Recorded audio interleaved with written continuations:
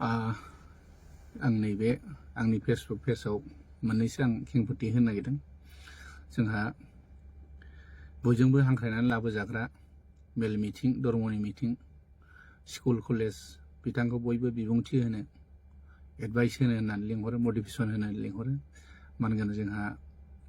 फैलाजे बरगयारि बिथांनि आं माने खेंफोरथिखौ होनो नागिरदों आरोखि। मैया जे आंखौ ससियेल मिडियाआव बिथाङा बुंदों, न' डाउट आं जेबो सानाखै। बाथ्राया जाहैबाय गराय फाख्रि मुभिखौ लानानै बे खेंफोरथि होदों। दा गराय फाख्रि मुभिया आर्ट फिल्म ना कमार्शियेल, बिथाङा रजनी बायदि मेडामनावनो थांनानै गावनो सोंहैदो बा फन खालायनानै सोंदो आरोखि, आर्ट मुभि ना बा कमार्शियेल मुभि। आरो नङाबा सेन्सर अफिसाव थांनानै नायबानो जाबाय, जोंनि गुवाहाटियावनो ज्योति चित्र बनाव। दा नैबेयावनो नुगोन आरोखि। दा आं बेखौसो बुंनो नागिरदों, बेयाव लिरनाय थाखायो, सेन्सरनि जिथु केटेगरियाव लिरनाय थाखायो। दा बिथाङा बेसेबांसिम दिनैसिम सेन्सर बर्डनिफ्राय सार्टिफिकेट लादों लायाखै आं बेखौ बुंनो थाङा। दा आं नुवाखैबो बिथांनाव, दिनैसिम मोनसेबो सेन्सर फिल्मखौनो नुफेराखै आं बिथांनाव। आं दिनैसिम 6-7थासो आं सेन्सर फिल्म बानायबाय। ओंखायनो नोंदों आं सार्टिफिकेटखौ नोंथांमोननो देखायनो हागोन। नैबे अनसुला आफानि 2015आवनो बानायनाय अनसुला आफा, बे कमार्शियेल मुभि। आरो लोगोसे आं खोन्थाबावनो नागिरदों, सिमांनि हौवा गोदान, सिमांनि हौवा गोदान, बिथांमोना बेखौबो नुगोन, बेखौ नायबानो नुगोन आरोखि, कमार्शियेल ना आर्ट फिल्म बेबो। आरो लोगोसे नैबे दं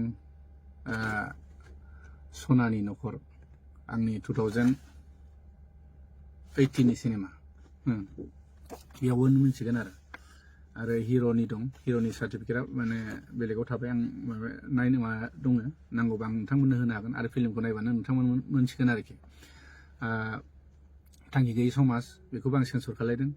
आरो लोगोसे थैसाम पार्ट 2नि जिथु टिजार, बेयाव दङ 35 सेकेन्ड, बेखौबो आङो सेन्सर खालायदों। आरो लोगोसे नैबे दं थैसाम पार्ट 2निनो ट्रेलार, जिथुनाखि डिउरेसना जाहैबाय 249 मिनिट्सनि, बेखौबो आं सेन्सर खालायदों। जाय माने सेन्सर खालायबा नों हलावहाय ट्रेलारखौबो देखायनो मोना आरोखि। आरो नैबे थैसाम पार्ट 2नि जिथुनाखि सेन्सर सार्टिफिकेट, बिथांमोना नायबानो नुगोन आरो फिल्मावबो नुखागोन। दा बेयावनो गासैबो केटेगरियाव लिरनाय थाखायो, अबे आर्ट मुभि, अबे कमार्शियेल, अबे एडाल्ट, बेयाव लिरनाय थायो आरोखि। दा आङो फैला बिथांखौ आं बेखौसो बुंनो लुगैदों, दिनैसिम बेसेबां आर्ट मुभिनि सोमोन्दै बेसेबां नलेज दं आरो कमार्शियेल फिल्मनि सायाव बेसेबां नलेज दं, आं बेखौ बुंलायनो गोनांथि गैया। गावनो फिल्म मेकार हिसाबै गुगोलाव थांनानै सार्च खालाय, आरो फिल्मनि माखासे लेखाखौबो बिथाङा नायनो हागोन आरोखि। आं बेखौसो बुंनो लुगैदों आरोखि। दा बेखौ लानानै बिथाङा दान्थे बिदान्थे जादों आंजों, नायथों। आरो मैया सपन बिथाङा शाहरुख खाननि मोनसे मोनसे स्पेसखौ होदों आरो, आर्ट फिल्मा माबायदि जायो, कमार्शियेला माबायदि जायो। बिथाङा बिनि जितु पेजाव बा माने ग्रुपआवबो शेयार खालायदों बिथाङा, आंबो शेयार खालायना होदों। बेखौ नायबाबो मिन्थिगोन कमार्शियेल फिल्मा माब्रै, आर्ट फिल्मा माब्रै आरोखि। बे मोनसे थांबाय। आरो मोनसेया जाहैबाय जयन्त नार्जारिनि खोथाखौ लानानै बुंदों। दा जयन्त नार्जारिखौबो बिथाङानो गावनो डिसिसन खालायनानै जुरि मेम्बाराव सोबाय। न' डाउट सोदों, जेबो नङा। खिन्थु जुरि मेम्बारनि हिसाबै बैसो हिसाबै 50 बा 60 प्लास जानांगौमोन। आरो बिथाङा दा प्रेजेन्टआवनो एक्टिभ आर्टिस्ट रुल एक्टिं खालायबाय थायो। आरो बिथाङा दिनैसिम मोनबैसो सिनेमा माने डाइरेक्सन, स्ट'रि, स्क्रिप्ट लिरदों, आं बेखौ नुफेराखै। खमसे खम 4-6थासो डाइरेक्सन, स्ट'रि नलेज थानाय जानांगोन आरोखि। दा जों जिथु नुबाय, जों जिथु फिल्मनि जिथु लेखाफोर थायो नालाय, बेखौ जों फरायना मोनदों। गुगोलाव सार्च खालायबा मोनगोन आरोखि। आजिखालिथ' गुगोलाव थाजोबो। दा गावनो हारसिं डिसिसन लाबाय, बेखौबो सोबाय, बेथ' जानाङामोन। आरो बाथ्राया जाहैबाय, आंनि दा थैसाम 2 मुभिनि जितु बेस्ट डाइरेक्सननि जितु आङो नमिनेट मोननांगौमोन, बेखौ मोननाय मोननि खारना जाहैबाय, आङो जिथुनाखि एवार्डनि साननैसो बा साननै सिगाङावनो आं मिन्थिबाय जे जुरि मेम्बारनिफ्रायनो खोथाया बेलेग आउट जानाय। जोंबो मानसि दं, जोंनिबो माने जोंखौबो मोजां मोनग्रा मानसि दं। बिथांमोनानो बुंबाय जे रबि नार्जारिनि कपि सिनेमाखौ जों नाया, एवार्ड होआ होननाय। बेखौबो गावसोरनो बुंना लाबाय। आरो न' डाउट नायाबा जेबो नङा, आंनि 3000 जिथुनाखि एवार्डनि नामाव फिस लायोमोन बेखौबो लानांगौ हरफिननो हायोमोन नाया होननानै हरफिननाङो आं जेबो गाज्रि सानामोन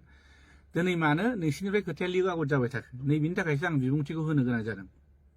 आरो मेन बाथ्राया मोनसे खोथाया जाहैबाय फैला MCLA जिथुनाखि जयन्त नार्जारिया गावनो एक्टिं खालायदों बे सिनेमाखौ बियो पार्टिसिपेट खालायनो होआखै होनदोंमोन हा माने हराखै जाहैदों दा हराखैब्ला नैबेखौ नायदो नैबे मेगाजिन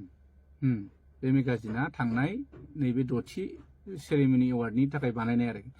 दा बेयावनो रोखा दं नै रायजोफोर नाय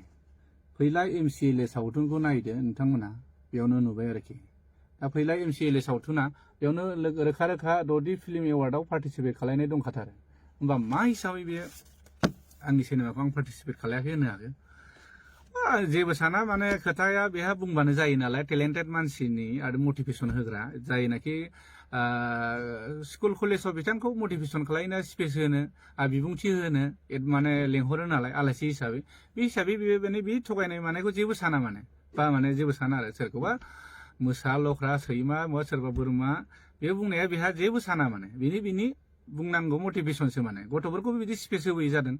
आं खोनायाखै खिन्थु आं बे साननाय आरो आंनि दा साननायाव आं बिदि नुहुरदों आरो माने गथ'फोरखौ बिदि मटिभेसन होबोयो नामा बेबा स्पेस होफैयो नामा नैबे आरोखि दा आरो मोनसे भुल खालायबाय जयन्त नार्जारिनि खोथाखौ आं बुंबावनो जयन्त नार्जारिनि थानायनि थाखाय दिनै सानसोरां खाख्लारिया बेस्ट डाइरेक्टर जुरि एवार्ड मोनदों खांख्रायावनो बे खांख्राइखौ आं नायाखै आं एसे नायदों खिन्थु आं डाइरेक्ट होनखायो आं इन्ट्रेस्ट मोनाखै दै माने इनसाल्ट खालायनाय नङा रायजोफोरनाव नायबाबो सोंबाबो मोनसिगोन बे खांख्राइनि डाइरेक्सना बेसेबां स्पेसियल जादों जायाखै बे रायजोफ्रानो नुदों बेखौ बोरै सानसोरां खाख्लारिखौ बेस्ट जुरि माने बेस्ट डाइरेक्टर जुरि एवार्ड बोरै होनो मोनखो बेखौ आसुरित मोनदां बेखौथ' बे केटेगरि एवार्ड होनाय केटेगरि जितु बेस्ट डाइरेक्टर जुरि एवार्डखौथ' कुनु सेन्ट्रेल मेम्बार प्लास डिस्ट्रिक्ट मेम्बारखौथ' पास खालायाखैमोन फट करि गोसो बायदि बोरै जानो हाखो बेथ' जयन्तनि आखाइ दं होननानै निश्चय जों बयबो मिथिखायो दिनैसिम सानसोरां खाख्लारिया मोनबेसे सिनेमा बानायदों मोनबेसे बर' सावथुनाव डाइरेक्सन होनानै बेसेबां कन्ट्रिबिउसन होनाय दं दिनै नाय मन्जिल सारमोना आजि 30-40थासो सिनेमा बानायदों जों उन्दैनिफ्रायनो मोगथां गोराजोनि खोनासि सल' माने गोबां सिनेमा दं आरोखि बिराद हिट सिनेमा बानायदों दिनै नाय सिराज बाग्लारि सारमोनखौ नाय बिथांमोना बिराद मोजां मोजां मुभि बानायबोदों बिसोरो बिथांमोननोथ' बे एवार्डखौ निश्चय होनो हायोमोन रजेन नार्जारि सार बिथांमोनाबोथ' गोबां सावथुन बानायबोबाय आरो सार प्रबिन गयारि सार बिथांमोन दं बिथांमोनाबोथ' गोबां फिल्म डाइरेक्सन होबाय फिल्मनि नामाव बर' फिल्मनि नामाव गोबां माने बिसोराबो कन्ट्रिबिउसन दं आरोखि दा दिनै एवार्डखौथ' बिसोरनो होनो हायोमोन ना बे जुदि केटेगरिखौ बानायदों जेब्ला जेबो नङा बानायदों होनो हायोमोन ना दिनै मानो होनाखै फुराना मानसिफोरखौ मानो नासयबाय थादों माने जेनेबा दा जयन्त नार्जारिया गावजों दा क्लस नालाय सानसोरां खाख्लारिया बेनो बेस्ट डाइरेक्टर जुरि एवार्डखौ बोरै होनो मोनखो नैबे मोनसे आरो बिसोर माने 50-50 माने शेयारबो जानो हागौथ' थाखा फैसानि खोथा नैबे आरोखि दा आरो मोनसे खोथाबाव आं क'क्राझारनिफ्रायनो गावसिनि एरियानि गावनि न'खरनिफ्रायनो खोनानो मोनदों क'क्राझारनिफ्रायनो आं खोनानो मोननाया मोनसे सिनेमा आरो राफोदथाय सिनेमा होनो राफोदथाय सिनेमा जाय सिनेमायावहाय जुरि मेम्बार हिसाबै सेलेक्ट खालामदों जाहैबाय सर्ट मुभि बेयावहाय आरोखि बेखौ जाज हिसाबै जयन्त नार्जारिखौ लादों जाहैबाय जयन्त नार्जारिया राफोदथाय सिनेमायावनो गावनि भइस अभार रेकर्ड माने भइस अभार दं जाहैबाय बेकग्राउन्ड भइसआव होमबा बेथ' गावनि सिनेमाखौ सेलेक्ट खालायखागोन ना निस्सय बिनि थाखायनो गाज्रि मोनलायनानै दिनै क'क्राझारनि माखासे पुराना आर्टिस्टफ्राबो फैयाखै जाहैबाय आरो बे खोथाखौ आंबो माने बयबो शेयार खालायदों गावसिनि माने क'क्राझार डिस्ट्रिक्टनिफ्रायनो जोंखौबो मोजां मोननाय मानसिफ्रा बिदिनो शेयार खालायहरदों आरो होमबा दिनै बे मानसिया कन्ट्रिबिउसन माने बेयावहाय कन्ट्राभार्सि जागासिनो होमबा बेबायदि मानसिखौ बोरैहाय जुरि मेम्बाराव होनांगौ होनो माने नैबेबायदि खोथा फैदों आरो दिनैसिम जुदि जुरि मेम्बारा बेबायदि स्टाइलाव थांबाय थायोब्ला फैगौ प्रडिउसारफ्रा रावबो फिल्म एवार्डनि नामाव गावनि फिल्मखौ दैथायहरनाय नङा मानो होनब्ला दिनै जों प्रडिउसार हा नङाब्ला फिल्मखौ बानायाबा बिसोर जोंनि बोरै एवार्ड होनो हाखो बिसाया बोरै एवार्ड होनो हागोन नैबे आरो खोथाया दा ओंखायनो साननो लागिया जाना दं आरो खोथाया आरो मोनसे बाथ्राया बेनो मोनसे फेसबुक पेजाव नुदां एम अख्रां बर'नाव बिथाङा फैलानि सोमोन्दै लिरदों आरोखि बेयाव बिथाङा लिरनाय दं 2021 हा बे इयारनि आरो बिथाङा बेयाव 9 लाख फैसा बख'नानै जादों जाहैबाय फिल्मनि नामै ना मानि नामै मिन्थिया बिटिआर गभर्नमेन्टनिफ्राय आरो फिल्मनि नामाव जानो हागौ ओमफ्राय 2023-24 नि बिथाङा बेयावहाय 29 लाख बिथाङा फिल्मनि नामाव बेखौबो बख'ना जादों अब्ला गोबां फिल्म बानायग्रा मेकारफोर दं बेल' नामा फिल्म माने फिल्मनि फैसा जानो बा फिल्मनि नामाव फैसा बख'नानै जानो दा बेखौनो सिन्था खालामनानै नाय आरो माने आरो बेबो दिनै सपन कुमार बिथाङाबो लिरदों गावनि फेसबुकाव पेजाव हा बे लिरदों बोसोरथाम कन्ट्राबेसि जाखो बोरै माने दिनै बर्मानिफ्रायनो जाबोदों बर्मायाव एवार्ड खुंबाय बे बर्मायाव एवार्ड खुंनायावबो मा जाबाय बेस्ट डाइरेक्टर जिथुनाखि बेस्ट डाइरेक्टरखौबो आब' रजनी मेदामासोमोन आरोखि दा बे खोथाखौबो गावबो मिथिखाबाय आरोखि माने रजनी मेदामाबो मिथिखाबाय दा बे हिसाबै बे एवार्डखौ गाव फैनो हायैनि थाखाय मेदाम अनजालि दैमारिखौ माने फाथायहरबाय आरोखि एवार्ड फांसननि नामाव बेस्ट डाइरेक्टरनि माने जितु एवार्डखौ नों रिसिभ खालायदो होनलायनानै जेब्ला एनाउन्स होयो अब्ला पंकज लाहारिनि नाम ओंखारबाय बेयावथ' आसुरित जाबाय बिनि थाखाय फेसबुकाव बेसेबांबा गोलाव मेदाम रजनीयाबो लिरबाय आरो माने बेयाव बोरै जानो मोनखो बे पलिटिक्स हाबनो मोनखो होननानै दा बेखौ होननानै बे खोथाखौ मिन्थिनानै जोंहा पंकज लाहारि बिथाङाबो आं बायनाय एवार्डखौ मानो लानो होननानै फेसबुक पेजाव बिराद माने गोलाव लिरबाय आरोखि दा दिनै बिदियाव कन्ट्राबेसि जाबाय थादों आरोखि जाय बे खोथाया गावसिनि जुरि मेम्बारनिफ्रायनो ओंखारदोंमोन आरोखि जुरि मेम्बारनिफ्राय ओंखारनायाव दा खोथाया बोरै सार मन्जिल सारनिफ्राय लिक जादों होननानै बेयाव सपन बिथाङाथ' आं मिथिनायाव बिदि बुंदों आरोखि दा बे हिसाबै बेखौ जुरि मेम्बारनिफ्राय उइदाउट एप्लिकेसन बा सावरायालासेनो बेखौ बोख्लायलायबाय माने आरो जोंनिथिं सानजाहा मोनसे जुरि बर्डनि माने बिदिनो मेम्बार फाथिदोंमोन बिनान्द मोसाहारि जेनाखि जोंनि मानगोनां सिंगार फुंजाफा होनो बिथांखौबो जुरि बर्डनिफ्राय बेयो बारावनो बोख्लायबाय माने खुनु डिस्ट्रिक्टनि माने सोङालासेनो सेन्ट्रेलावबो पास जायालासेनो बिथां सानैखौ बोख्लायबाय आरो आसुरित मोनबाय मन्जिल साराबो आसुरित मोनबाय आंखौ मानो बोख्लायखो नैबे खेथ्रआव आरो बेयावबो बिसोर कन्ट्रभारसि जाबाय आरो थांनाय एवार्डआव दालिगावआव जादों दालिगावनिफ्राय बर्मासिम 150 किल'मिटार जागोन होनदों ओमफ्राय क'क्राझारनिफ्राय हेड अफिसा जेदा बिसानि हेड अफिस बानायदों क'क्राझारनिफ्राय दालिगावसिम 50 किल'मिटार जागोन आरो अब्ला बै समाव आफादगिरिया जिथुनाखि दा बिसानि माने रानिं जिथु आफादगिरि मानगोनां फुंखा महिलारि सारा बिथाङानो जायगा होखाबायमोन जाहैदों दालिगावनो नायनो नायालासिनो बर्मायावहाय जोंहा सेक्रेटारि गुरु पबित्रनि स्टुडिअ नायफैबाय बेयावबो बिदिनो जाबाय आरोखि दा देग्लायबो नै दा गावसिनिनो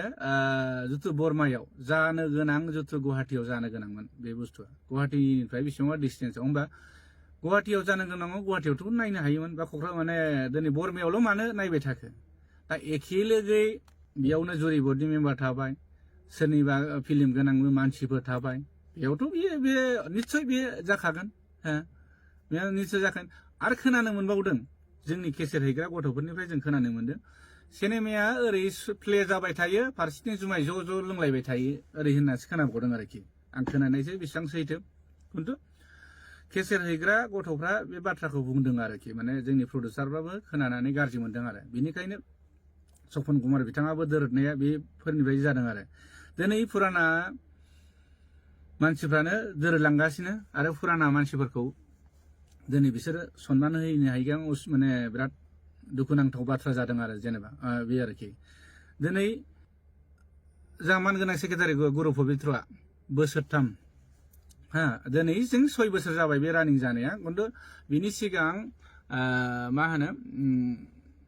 कर'नानि जितु सुबिदा उसुबिदानि थाखाय एवार्डखौ फाथिनाय जायाखैमोन खिन्थु रानिं दा कन्टिनिउस बोसोरथाम फाथिबाय बरमा दालिगाव गुवाहाटि बेयावबो कन्टिनिउ माने गालाय गुजायानो जोबा आरो अब्ला आं बेखौसो बुंनो लुगैदों माने जोंनि मानगोनां सेक्रेटारि बिथाङा बेबायदि गालाय गुजायाव मानो बरनाम लाबाय थाखो गावखौ दिनै नोंखौसो बयबो दुसिदों हा रिजाइन हो थाल्ला थुल्ला दिनै नोंनि दैदेनाव बिदि जादों होननानै बयबो बुंसोलायदों हा दा अब्ला होमबा बुला सोरनि जाना थांगासिनो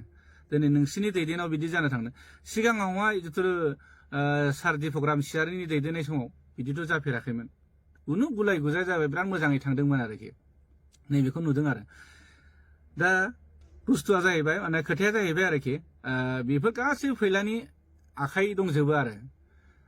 जेरै बिटिआर गभर्नमेन्टनिफ्राय जेथा फैलाया मानगोनां फैला सारा आरोखि जे फैसाखौ बे बख'बासो आर्टिस्ट सेसनाबो एवार्ड खुंनो हागोन नालाय बे सिस्टेमै जाहैबाय आरो ओंखायनो फैलानि फिदिंनायाव माने मोसाबाय थानांगौ गोनां जादों माखासे जोंनि दैदेनगिरि बिथांमोना मानो होनोब्ला फैलाया फैसाखौ होफैयाबानो बे एवार्ड फांसन खुंनो हाया नालाय खिन्थु नैबे भुल जादों आरोखि भुला मा जादों जेखि गभर्नमेन्ट फैया मानो बिटिआरआव गभर्नमेन्टआथ' सोलायबाय थानो हागौ पार्टिया सोलायबाय थानांगौ न' डाउट खिन्थु बेयाव जोंहा मोनसे जिथुनाखि फिल्मनि मोनसे केटेगरि थाखायो बेयाव इएमबो थाखायो फिल्म लाइननि जितु कालचार इएम फिल्म लाइननि इएम बिथांमोननो जों बेखौसो प्रप'जल होनांगौ जे जेखि जाया सरकारा फैया मानो जोंनो बोसोराव बोसोरनि हार माने बारायनाय खमायनाय बेसेनखौ लानानै जोंनो इसेखिनि मोनसे प्रप'जाल जोंनो एवार्ड फांसननि नामाव होनांगौ बे फांसनखौबो जिथिया पास जाखांनायनि उनावसो फांसनखौ खुंनांगौ सोरनावबा दाहार लानानै खुंनाय बेथ' खुनु जुक्ति जायाखैना दाबोथ' टाइम दंमोन ना खुंनो जिथुनाखि दिनै बिसाया हाखु दाखु बे फांसनखौ खुंनो हादोंब्ला फैगौ एवार्ड फांसननि थाखाय दानिफ्रायनो थाबायनो हायोना दिनै बिसाया मैया दाख्लै एवार्ड फांसन खुंबाय मोजां जादों फांसन खुंनायखौ जों बयबो गोजोननाय मोनदों मानो होनबा जोंनि फैगौ जेनेरेसननि जोंनि आर्टिस्टफोरा जितु आपग्रेड माने कम्पिटिसननि सायाव सोनारो नालाय बेबो थांबाय दिनै एवार्ड फांसन खुंनायनि उनाव गाबोन समफोरनिफ्रायनो बिसाया सिरि दिनैसिम खै बोसोर जाखो बिसाया जेनेबा दासिमबो जेबो डेभेलप नुहुराखै आरो बे बाथ्राखौ माने नुगासिनो आरोखि माने एवार्ड फांसनाव फैसा थाखानि खोथा थाहैबाय नालाय बेयाव थैसोमथारो आरोखि हा ओमफ्राय उनावहायथाय जिथुनाखि मावलांनांगौ हाबा आर्टिस्टआ बोरै सोलिनांगौ हा सिंगारफ्रा बोरै सोलिगोन आरो प्रडिउसारफ्रा फिल्म बानायनानै बोरै फैसा मोनफिनगोन मार्केटआव बेखौबोथ' सिन्था नुहुरनांगोन आरो मोनसे आं भुलखौ बेखौ नुहुरबाय थादों आरोखि दा जोंनियावथ' ओरैहाय आसामाव जोंनाथ' पारमिसन लालायनाङा डिसिनि सिनेमा देखायनायाव खिन्थु दा जेरै बिटिआरआव जिथु सिनेमा देखायनायनि मुङाव डिसिनाव पारमिसन बा डिसि बा लकेल थानायाव पारमिसन लानांगौ 5,000 खरै अनलाइन ना मा बे सिस्टेमै थाङो आरोखि दिनै गावनि लकेल एरियायाव सिनेमा देखायनो थाखाय जों बोरै पारमिसन लानो गोनां जाखो नैबे खोथा फैदों आरोखि बेखिनिखौथ' जोंनि मानगोनां बिसानि बा जिथु बिसानि जिथु जोंहा एसोसिएसन दं हिसाबै बिसायानो हेन्डेल खालायनांगौमोन जे जोंनि लकेल सिनेमा दिन्थिनायाव नोंथांमोना इसिबां रां लानो मोना लाबाबो मिनिमाम मेक्सिमाम माने 5,000 बुहुत बांद्राय आरो बे कमिटिया माने लस जानाय जायो आरोखि आं बेखौ नुहुरदों आरो बेफोरखौ जों मावनांगौ हाबाया बे बिसानि निस्सय बेफोरखौ नायनांगौ प्रडिउसारफ्रा मार्केटआव मा सोलिदों मा सोलिया बेफोरनि खोथा साननांगौ जादों एक्टर एक्ट्रेसआ बोरै फिउचाराव फिल्मजों जानो हागोन बेखौबोथ' साननांगौ गोनां जादों बेखौबोथ' साना एवार्ड फांसन खुंबाय बेनिफ्राय थांबाय आरोखि आरो मोनसे खोथा दाख्लै एवार्ड सेरेमनियाव होनदों जोंहा मानगोनां बिटिआरनि जितु सिबआ बुंलांदों 50 लाखसनि बाजेट होनदों दा 50 लाखसनि बाजेट खुंनो थांनायाव जा जोंनि माने डिस्ट्रिक्टनि जितु जा 16टा डिस्ट्रिक्टनि मानगोनां आफादगिरि नेहाथारियानो बे बाजेटखौ मिन्थिया आरोखि दिनै बयबो एवार्ड सेरेमनि होननानै जेनेबा बिटिआर सरकारा होदों होननानै बयबो लैहोर लैहोर थांदोंमोन मिनि खुसि रंजा गारि भारा लाना होननानै सोरबाथ' जेनेबा फ्रायानो जोंनि मानसिया पार्सनेल गारि गैया नालाय भारा लाना थांनो गोनां जादों दा बे हिसाबै खुसि थांबाय माने भारा मोनखागोन गारि भारा हरखागोन हिसाबै थांबाय जेब्ला फांसना जोब्बाय फोरसा खारबाय बेबायदि खोनादों आरो बिबानगिरिफ्रा खुनु सोर फैदों ना सोर गारि भारा मोनदों बेखौ मिथिया आंथ' कार्बि आलं पार्टिनिफ्राय खोनानो मोनदों बिसोर ट्रेभेलार लांदों पार्सनेल गारि गंसे ना गंनै लांदों टटेल 35,000सो खरस जादों आरो बिनि गेजेराव बिसोर मा हरदोंनो 6,000 दा बिथाङा जाय फैसा लाग्रा हरजाग्रा बिथाङा दुखुजोंनो माने मा खालायगोन मा मागोन होननानैसो सिन्था खालायबाय आरोखि ओमफ्राय बेबो मोनसे दुखु मोननानै फोरमायलांबाय कार्बि आंलंनि पार्टियाबो बिदिनो गफुरनिया गारि गंथाम लांदों बिसोरो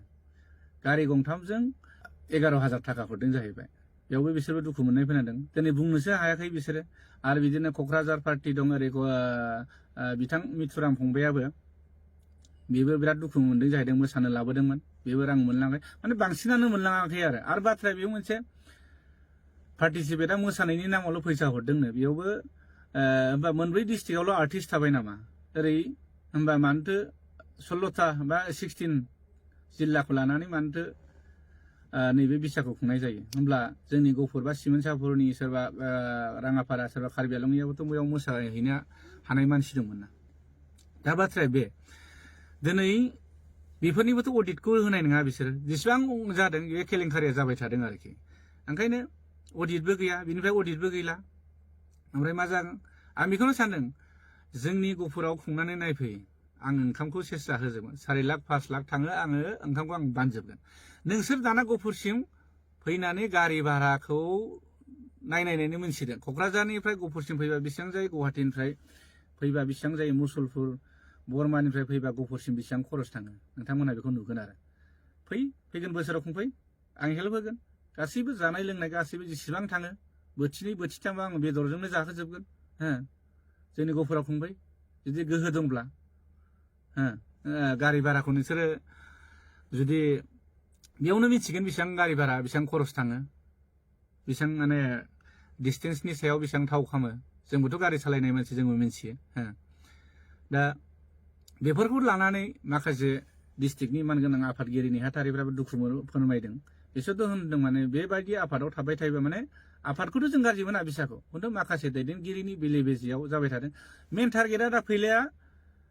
आर्टिस्टखौ फिदिंबाय थायो माने फिदिंबाय नासय माने मोसाहोबाय थायो जेरावनाखि दाख्लैयो गुवाहाटीनि एगजिकिउटिभ मिटिङाव बे गावनो बुंनो गोनां जादों फैला सारा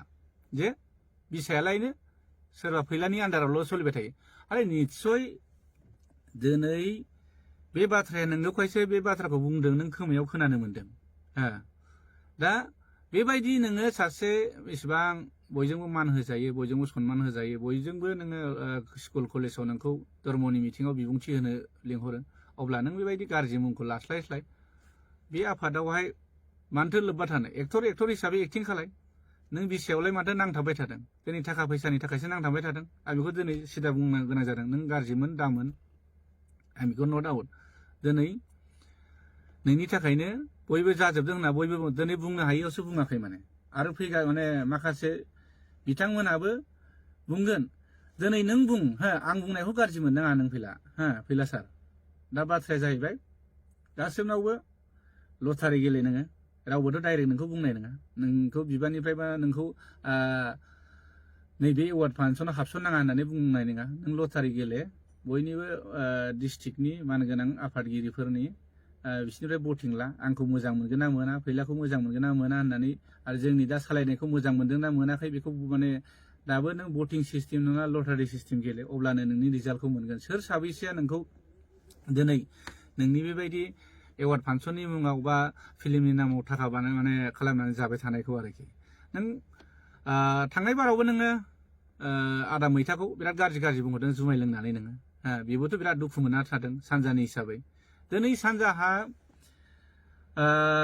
प्रबिन बसुमतारिया बिथाङा गासैबो बिनि दैदेननायाव बेसेबां फिल्म बानायदों बे सिमोनसापुरि धेमाजियाव बिथांनिफ्राय सोरजिनाय दिनै जोंनि गफुराव नाय जोंनि गफुराव जों जिथु फिल्माव जोंहाबो बहुत कन्ट्रिबिउसन दं दिनैसिम आं 20टा 30टा बानायबाय जोंनि प्रबिन बसुमतारि आंनिनो लोगो बिथाङाबो बहुत सिनेमा बानायबाय बिथांमोनाबो बिराद दुखु फोरमायदों नोंसिनि सायाव बेबायदि दैदेनगिरि थायोब्ला जोंनि बिसाया जोबस्रांलांगोन आफादखौथ' जों नांगौ खिन्थु नै बिनिफ्राय गोजान जा माने आं बेखौ डाइरेक्ट बुंखायो गाज्रि मोननाय मोजां मोननाय आं बेखौ नट आउट जेबो नों सोबनावबो स्टेटमेन्ट ला कार्बि आंलंनावबो ला दिनै क'क्राझारनावबो ला नोंसिनि बाक्सानियावनो ला आरो नोङो आरो गुवाहाटी पार्टिनावनो ला गासिबो नों बे कमेन्टखौनो मोनगोन आरोखि ओंखायनो सार फैला नों इसेबां गुन गोनां मान गोनां मानसि बयबो नोंखौ सनमान होयो बयबो नोंखौ धर्म मिथिं स्कुल कलेजाव बिबुंथि होनो नोंखौ लिंहरो बिनिखायनो गाज्रि मुंखौ लास्लायस्लाय गाज्रि बरनामखौ लास्लायलाय मानो बेबायदियाव हाबबाय थादों सारफैला बिनिखायनो पलिटिकेलाव हाबदों नो डाउट हाबबाय था जेबो नङा फिल्मावबो एक्टिं खालायबाय था आंहा बेखौ जेबो बुंनांगौ गैया खिन्थु बेबायदि हाबनानै नों जेंलागायबाय थाना आं बेखौ बुंनो लुबैदों आरो नोंनि सायाव माने आरो मोनसेथ' नों बिराद गिदिर भुल खालामदों दाख्लै जितु एवार्ड फांसनाव जितु जिरायनाय सिटआव आरो मानगोनां गिबि बर' फिल्मनिनो जितु बयजोंबो माने फार्स्ट बर' फिल्म आलायारन जितु एवार्ड मोननाय सिनेमा बिनि नोङो एक्टर मानगोनां जोंहा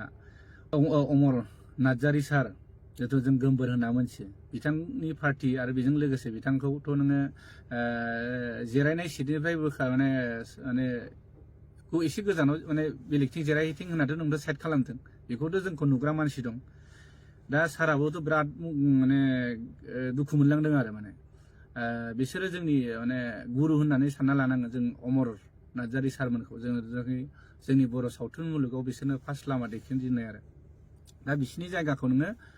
आलासिफोर फैदोंमोन महिलाफोर बिसोरनि थाखाय नोङो सिटखौ माने अमर सारमोनखौ बोखांनानै नों जिरायहोदों बेबोथ' बिराद लासिंसिं मानसिफ्रा उननि थाग्राफ्रा नुदों बेखौबोथ' बिराद सावरायसोदों ओंखायनो बयखौबो रेसपेक्ट होलायनांगौ जों नोंसोरखौबो रेसपेक्ट होगोन नों रेसपेक्ट होबासो रेसपेक्ट मोनगोन नों गावनो जुदि रेसपेक्टखौ जानानै लायोबा गावनि रेसपेक्टखौ बुजियाबालाय जोंलाय माथो होनदों जोंथ' फिसा मानसि जाहैबाय नोंसोरथ' बहुत टेलेन्टेड मानसि जाहैबाय गोरों गोरा बयजोंबो गोरों गोरा धर्म मिथिंनो स्कुल कलेज बयजोंबो नों मटिभेसन बा स्पेस बा आलासि महरै नोंखौ बुजायनो थाखाय स्पेस होलांनो थाखाय बयबो हांख्रायो जाहाथे उनाव नेक्स्टआव बिदि जाया बेनो आरोखि ओंखायनो आं बिसायाव बेखौनो गुरै खावलायनो थायो दिनै बिसायाव बेबायदि दैदेनगिरि थाबाय थायोबा बेले बेजेया जाबाय थागोन नोंसोर थाबैनो जयै सावरायनांगौ सावरायनानै माखासे बिबानगिरिखौ माने सोलायनांगौ आरो मोनसे खोथाया नैबेखौ आंबो नुहुरदों जेसास खेरखातारि बिथांनिसिम आं फंनैसो बुंनो नागिरदों दिनैसिम जितुनाखि एवार्ड माने सेरेमनि होजेननायनिफ्राय बिथाङा मेगाजिन सेक्रेटारि ओरैनो थामसा हिसाबै बोसोरथाममोन बा मोजां मावनायनि थाखाय बिथांखौ 6 बोसोर होबाय दा दिनैसिम सेरेमनि एवार्ड सेरेमनिया होनायनिफ्राय दिनैसिम 8 बोसोरसो बिथाङानो सेक्रेटारि जाबाय थाबाय अब्ला जेसास बिथां बायदि माने मोजां मानसि खामानि मावनो हाग्रा मानसि गैयामोन नामा जोंनि बिसायाव बे माने सावथुन मुलुगाव बिथाङाबोथ' मेगाजिन सेक्रेटारिनिफ्राय माने सोलायनांगौमोन गावनो निस्सय साइड जानांगौमोन मानो होनब्ला आं खोनाबाय थादों आरो दिनै बुंनो हायाखै रावबो मानसिफ्रा गासैबो डिस्ट्रिक्टनि आफादगिरि नेहाथारि आरो गासैबो आर्टिस्टफ्रा बुंदों जेसास खेरखातारियालाय माने मेगाजिन डाइरेक्टर जानो मोनखो मानसियानो गैलामोन नामा होननानै दिनै बुंनो हायाखै आं नोंथांनि सिगाङाव दिनै नैबे ससियेल मिडियानि सिगाङाव बुंनो गाज्रि मोना नों आं बुंनायखौ आं नोंनो बुंनो होदों बेबायदि मालायजों रायखुमा जास्लायस्लाय नोंथाङा बे डिपार्टमेन्टनिफ्राय निस्सय गोजानाव जा आर्टिस्ट हिसाबै आर्टिस्टआ आरो बे बेलेग बिबानबो लानो हायो नैबेखौ नुहुरदों आरो गलटियाथ' नों खालायाखै नोङा खालायदों आंनि मुभिखौ नोङो थैसाम 2खौ नोङो गावनो हाई क्वालिटिनि नोङो रिजोलुसननि माने पिक्सार क्वालिटि बिहरबाय पस्टार होनो होननानै बेखौबोथ' नों होआखै बेयावथ' गोरोन्थि बयबो मानसिफ्रा आंनो खोन्थाहरजोबदों बेबोथ' बिराद निस्सय आरो पलिटिक्स खालायनोबा इसिबां बिदि खालायद्रायनाङाब्रा डाइरेक्ट होना माथो आंथ' सोरनिबा फैसा लानानै सोरनिबा माबा लानानै आं सिनेमा बानायखायनो आंनि फैसाजों आं बानायदों दिनै आं बुंनोबो हादों दिनै आं बे बुंनो हादों दिनै आंनि सिनेमाखौ आं रायजोफोरनि गोसोखौ गोजोन होनो हानाय आं सिनेमा बानायदों हिसाबै रायजोफ्रा आंनि सिनेमाखौ अनसायदों बेबायदिनो आं 60 लाखनि बाजेट खालायनानैब्लाबो गावनो नाजानानै मार्केटाव थानानैबो 98 लाख मानसि माने रां खामायनायाव आंखौ रायजो राजाफ्रा मदद होदों आं बेखौसो साबायखर बावो जोंनि रायजो राजा नायगिरि बिथांमोना बर' सावथुनाव बा सावथुन मुलुग बा आंनिल' सावथुन नङा गुबुन सिनेमाफोरखौबो नायनो थाखाय आं खावलायो नोंथांमोन दिनै नायनानै जे नोंथांमोननिफ्राय एसे एनै कन्ट्रिबिउसन फैसा मोननानैसो जों मुभिखौ बानायफिननो हायो आरोखि आं बेखौनो जोबोद साबायखर बावनो थायो जोंनि नायगिरि बिथांमोननिसिम आरोखि बे आंनि गोजोननाय थाबाय दा आरो मोनसे बाथ्राखौ आं बुंनो सानबावदों मानगोनां जोंनिनो माने बयनिफ्रायबो जुनियरसिन जिहेतु जोंहा गिबि नेशनेल एवार्ड बान्था मोनलायनाय मानगोनां जोंदाव बड'सा सारा दाख्लै स्पिसाव मोननैसो बाथ्राखौ आं एसे बुंनायखौ खोनानो मोन्दों। बाथ्राया बुंदों बिथाङा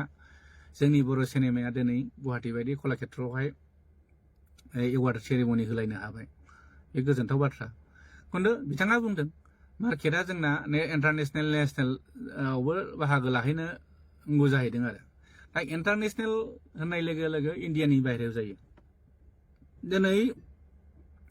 नेसनेल होननाय लोगो लोगो इण्डिया बाहेरायाव माने इण्डियानि गेजेरावनो जायो, इण्डियानि सिङाव जायो। दा दिनै जोंनि गावनि मार्केटखौ जोङो गावनि स्टेटआवनो देखायनो हायाखै। गुबुननि स्टेटआथ' बादबावनो दोन इण्डियानि बिथोरावनो आरो इन्टारनेसनेलनि खोथा बुंदों आरो। दा बिथांखौ आं बेखौसो बुंनो लुगैयो जोंदाव बड'सा सारा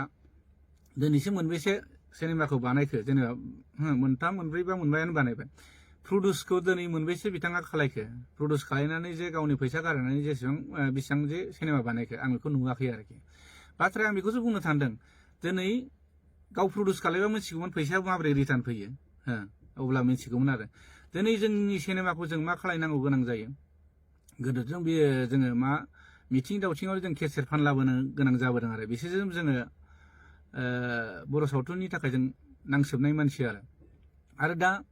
जिथुनाखि जोंनि मुभिखौ जोङो दा देखायनो जोंहा प्लेटफर्म गैया, सिनेमा हल गैया मा गैया। दिनै दंब्लाबो खोब खम आरो माने एरियायावहाय दिनै बङाइगाव क'क्राझार टंला बायदियाव जा बर' एरिया जायो। खिन्थु दा मार्केटआ बेसेबां गिदिर बेखौथ' नायनांबायना। जों गावनि एरियायावनो आसामावनो जोङो जोंनि सिनेमा हलावनो देखायनो हायाखै माने इन्टारनेसनेल खोथा बा नेसनेलनि खोथा सानखो। दिनै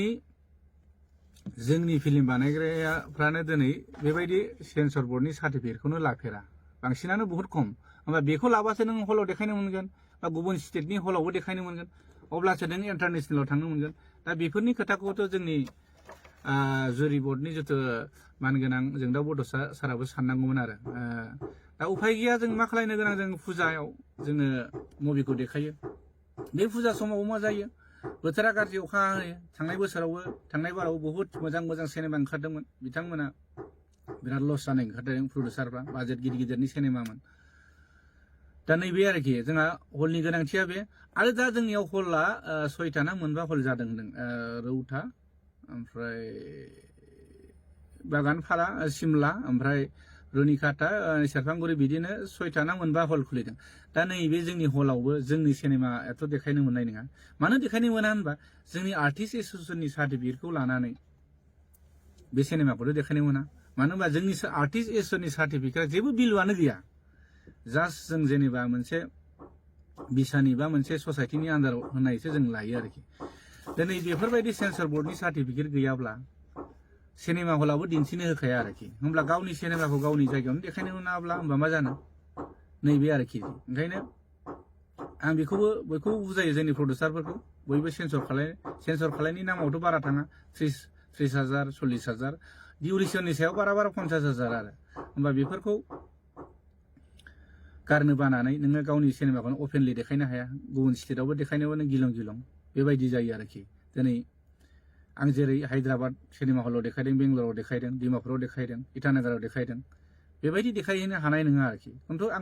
आंखौल' आं बुंना लादों जादों बे नङा, आंनिबो भुल जागोन। खिन्थु आं बेखौसो मटिभेसन होयो आरो जोंनि जेना प्रडिउसारफोरखौ जाहाथे लस जानाङा। जेरै जोंनि दा बाजेट जिथुनाखि थिकादार नङाबा जोंहा माने बाजेटनि फिल्म बानायनो हाखाया। मानो होनब्ला जोंहा मार्केटआनो गैखाया। दा बेखौनो आं सानो आरो जोंनि फिल्म मेकारफ्राबो खोब सानलायनांगौ जे जाय बाजेट फिल्म बानायदों प्रडिउसार जिथु थिकादार बिथांमोना ओंखारदों 30 लाख 40 लाख 50 लाख गारदों, बिथांमोननि सिनेमाखौ जाहाथे रिकभार खालायनानै प्रडिउसारखौ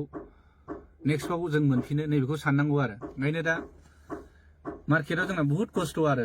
बेखौनो आं नुहुरदों आरो। ओंखायनो जों इन्टारनेसनेल खोथाखौ साननानै लाब गैया, जों गावनि जायगायावनो जोङो मार्केटखौनो खालायनो हायाखै आरोखि। दा भिडिअ'आथ' खोब गोलाव जाबाय, आङो दा बेनो आरो भिडिअ गोलावनि थाखाय आं निमाहा बिनाय थाबाय। जाहाथे आं बुंनांगौबा माने बुंबावसिगोन। आं बयखौबो अननाय आरो खुलुमनायखौ बावहरबाय। आंनि नायगिरि बिथांफोर, सावथुन मुलुगखौ नायनानै मोजां मोनग्रा रायजो राजाफोरखौ आं आंनिफ्राय फिन आरो खुलुमनायखौ बावहरबाय। बेयाव माबाफोर गोरोन्थि जायोब्ला निमाहा मोनगोन आं खुलुमनाय थाबाय। जै बर' हारिनि बर' नायगिरि, सावथुन मुलुग नायगिरि बिथांमोना बयबो जै जाथों।